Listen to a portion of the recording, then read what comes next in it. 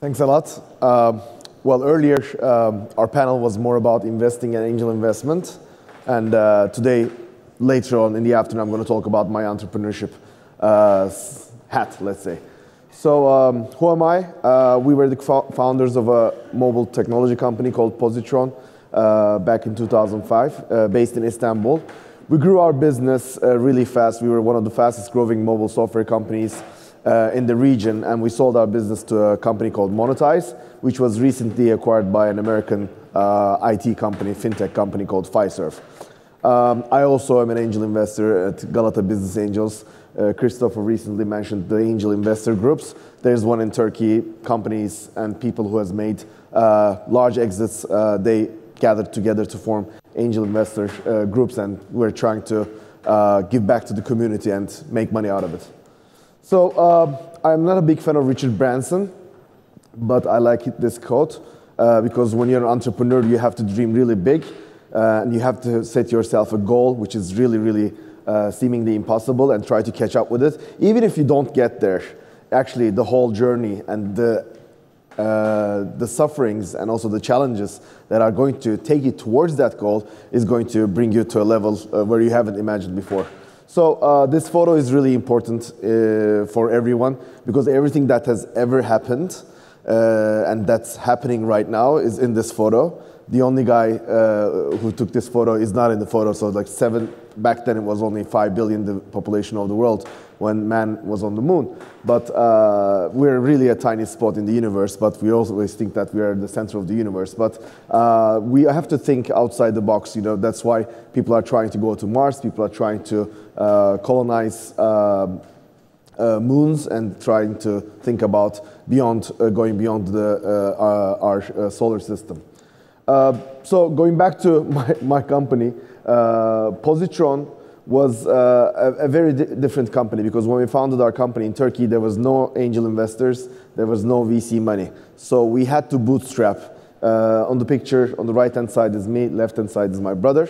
And when we really had this idea of building a mobile software company, we did actually look for money. But as a startup based in Istanbul, in Turkey, you know, you're not very much known for, you know, building technology or creating software. It's mostly known for tourism, beaches, selling rugs to tourists, and like water pipes, shisha, and stuff like that. So it was really hard to convince people outside Turkey to actually invest in a company. And in Turkey, there was actually 2 angel investors, 2 VCs, and the total amount they wanted to invest was about $2 million. So 10 years, fast forward, last year the VC economy in Turkey was about $200 million. The amount of money that the VCs were actually able to invest was around $200 million. So it grew by 100x in less than 10 years.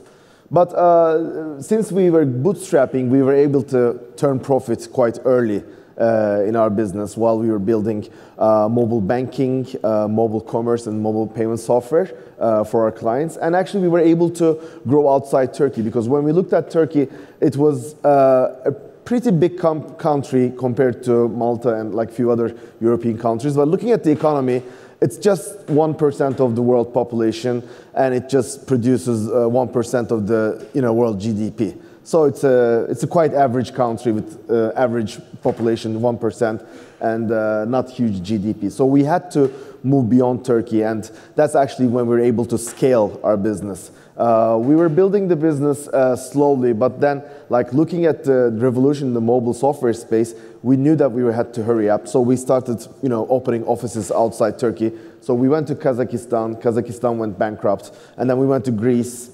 Greece went bankrupt as well. So we thought like we should go somewhere where we should, build a sustainable satellite office. Then we went to the Middle East and opened offices in Qatar and Dubai. It really worked out.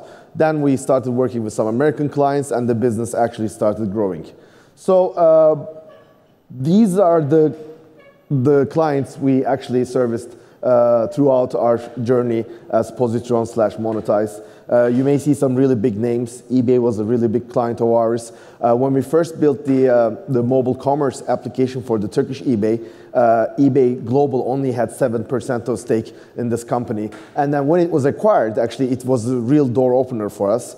we were able to actually service eBay outside Turkey. So we started working with Brands for Friends in Germany. We started working with eBay in Russia. We started working with eBay in Brazil, and it was a great door opener. So the kind of strategy we followed there was actually not to get money as much as you can from the first client, but try to find some reference clients so that you can actually build your business outside Turkey. So the first client you have and also the first people you hire in the business are probably the most important steps you make to build a sustainable company, because you have so little resources. You need to invest your time and energy and money in the right people and in the right companies. So we were really lucky. We worked with the largest bank in Turkey. We still work with them. We did the mobile banking whole service for them, and we still are the service providers for their mobile banking software. And eBay was the greatest, one of the greatest investments we made as we were growing outside Turkey. So choosing the right client is quite important, and also having the right team is important, because when you are 3 co-founders, if you're hiring 3 more people to your company, and when you speak to friends, you know, at a dinner table, you say, I'm just hiring 3 more people to my team, we're really growing. You're actually doubling your team. You're growing 100%. And those next 3 people you hire are actually they're going to be basically the culture of your company. So it should be very important. So we were lucky, we hired the right people, and we were able to grow from 7 people to 200 people in less than 7-8 years. And in terms of revenues, we were just generating $50,000 in revenue about 10 years ago, and now it's almost $15 million. Looking at this whole acquisition thing, it's really, you know, people say it's quite, you know, difficult to let your company go when you're selling the business, but it's also necessary, because like businesses, when they reach their peak values, it doesn't necessarily their peak revenues or peak, you know, headcount. Sometimes the businesses reach their peak values before they reach their peak headcounts and peak revenues. So it's quite important to find the right time to actually go for the acquisition. So when we were growing really fast, almost 120% growth a year with Positron, we had people coming to us and they wanted to invest in the company. So there were 3 types of people approaching us. One was private equities, one was VCs, and one was companies for acquisition. Back then, Monitise, it was their heydays. They were the largest mobile banking provider in the world, $2 billion of valuation. So they came and they really made a very attractive offer to us. So we thought back in 2013, actually we can grow this business to a more and more multi-million-dollar business, but will the value still remain the same? So we decided that, you know, the value was peaking, and there was the country risk. Since we were based in Turkey and Istanbul, we saw what was coming in Turkey actually a couple of years ago in terms of, you know, political instability and everything. And then we said, okay, let's not take the country risk. There's value here, and it's going to be good for the company as well as we go forward. So let's sell the business. So we made a great deal. It was a $100 million deal. And Monitise acquired us. So then things went south. First, the integration wasn't great. Second, the company which acquired us was even more amateur than our corporate culture. So actually, things went really bad for Monitise, and it went downhill. The valuation dropped to 10% of its valuation, and suddenly the company was looking for buyers. So we were there, you know, one of the most successful exits in Turkey, and really, you know, we found ourselves successful as entrepreneurs, but we found ourselves in the midst of a company where there was like just a big shit show was going on. So this is something we were not really used to. So we actually, I made a graph about it. So when we were at first Positron, first 6 years were really amazing. We had our soul searching period. We decided to focus on mobile, and then we dominated the local market. And there was the global crisis. Actually, it was advantageous for us because a lot of our competitors outside our region were trying to penetrate into the region, but they could not because they just didn't have the funds to do it. But then our growth had slowed back then. We went back to growth. The mobile was booming back in 2011 and 2012 when iPhone, App Store, Android was like the only thing in the headlines. And we started expanding internationally. And I think when we peaked, we were able to sell the business to Monitise, and that was free fall.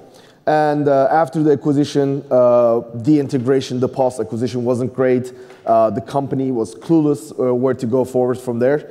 And then there was the fall of Monitise. So back in 2016, there were news on the press about Monitise going bankrupt. And imagine you building this company, generating a lot of money, still profitable, because MIA business unit was profitable, but the mothership was actually sinking.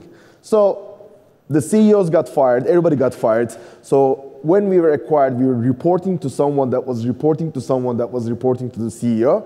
And after 2 years into Monitise, we started reporting directly to the CEO, me and my brother, and we actually started running 2 business units in the business. So something that really didn't go well did create us an advantage because we were actually part of this management group that was trying to save a sinking ship. So we did really turn the business around, I would say. In 2015, the business was losing about $60 million a year. And last year, we were able to hit break even with Monitise by the help of our business units. My brother is running US business, and I was running the Eastern European and Middle East business. So the company stopped bleeding. And then we were looking for acquirers, and Fiserv came and decided to acquire the business recently at 1/10 of the price where Monitise was at its peak. So Fiserv, of course, is a really big company, $5 billion in revenue. They're like an acquisition monster. They have acquired almost 180 companies to date, and it's acting more like a private equity of fintech. They just see value and they just acquire it, and they just try to return that value to their shareholders. It's $25 billion in market cap and 22,000 people. Believe me, it's not the most fun company out there, but they're quite successful. So I'm going to go really fast because I only have 2 minutes left, but the soul searching part is a must in a company. We talked about all these companies changing their minds and changing their products. Nobody really mentioned the word pivot, but pivoting is very important. We were all about pivoting the first 2 years. Are we going to do mobile banking, or are we going to do this? Are we going to do that? Shall we be investing in this other technology? And should we build the hardware? All this was discussed because when you were so excited and when you see the opportunity, you just keep trying to find ways to make money. But when you find a way to make money, actually you have to hold on to it because you need to repeat and scale the business. So we decided to focus on mobile, and we were really lucky. This was all before iPhone, Android came out. Even when the iPhone came out, my friends asked me, do you think how much market share will iPhone get? I said maybe 5 to 10%, because we're really not fond of touch screens. Back then, BlackBerry was ruling the market and Nokia was the king. And even luckily my guess wasn't right, and the iPhone ecosystem, the App Store, really grew and liberated us from the pressure of telecoms, because they were gatekeepers and you couldn't do anything without a telecom company letting you send WAP push messages or SMSs. So local market dominance is very important as well. If you're trying to become an international business, you have to prove yourself locally. We went to Lufthansa, we went to Emirates Airlines. We actually made proposals to all these big airlines in the region. The first question they asked, where are you from? We're from Istanbul. Are you working with Turkish Airlines? And we said yes. So we were able to actually win business contracts from these guys. If you don't locally dominate your market, this might not be the case in Malta. This might not be the case in some B2B or B2C businesses, but in our business, it was quite crucial. If you don't locally dominate your market, you can't go international that fast because people are going to question your ability to service. So I'm running out of time. Mobile boom, international expansion, the acquisition, and then we tried to restructure the business, and the Fiserv acquisition happened just recently. So the key takeaways I would like to talk about this whole process of building a company from scratch, selling it for $100 million, then going all the way down, and then trying to come up and raise from your ashes, is that if you focus too much on raising money, just like Monitise did, they raised £500 million over the past 13 years, and they never turned profit. That's the biggest strategic mistake you can ever make. If you don't focus on profits, if you don't focus on revenue, then things are going to go south either today or tomorrow. If your culture is broken, if you're harsh, full of executives to your business just because these guys have great reputation, you're breaking your culture. It's a team game. If you have A players in your team, it's really nice, but if they're not compatible, if they cannot work together, then it's a big problem. If you are not profit-oriented, if you don't want to turn profit, sooner or later, then your business is going to go out of business. And if you become too bureaucratic and there's too many processes in your company, then even if you are a famous startup, things are not going to go too well for you. But what we did was, at Positron, and I now see it's very valuable, it was very valuable, we hired as if we were hiring the next co-founder to our business. Someone whom we could work with, someone who could actually share our culture with, and someone who can actually grow with us. Coachability is very important. In the beginning, we were building Symbian operating system, Java systems that are actually not relevant today, but our engineers, our developers, and our technology people were so able to develop themselves and educate themselves, they were actually adapting to the changes and the new normals. So operational efficiency is very important. If you're bootstrapped, that's the first thing you learn, and that's amazing. If you get like $1 or $2 million in VC funding, you always delay that. You have to be working on your operational efficiency, because once you grow the business, it's not like running a 10, 20 people business. If you're 200 people in 3 separate offices, you have to have a good coordination and good operational efficiency. So you need to get the strategic clients. I just told you about that. The sound decision making, this is a must. The leadership should be positive. We were always very positive and extremely motivating for our employees. So we were able to convey our positive attitude to the people whom we were working with. So 4 or 5 really successful startups came out of Positron. One of them is valued at almost $100 million. They will be even better than what we've done. So it's really good to convey that message and actually give that entrepreneurial culture to your people, because you're building an ecosystem. You're building a community that's going to grow even larger than you, which is a great example 10 years ago, 15 years ago in the Silicon Valley. PayPal mafia was a great example for that. And even in Malta, I think this is crucial. If you don't grow abroad, you just become a local player. Okay, it's good to be a local player, but if you don't sell your business or your products and solutions outside your country, then you're just playing another game. And growth is something really good, but it's also super challenging, because every 6 months, you end up and you find yourself running a different company.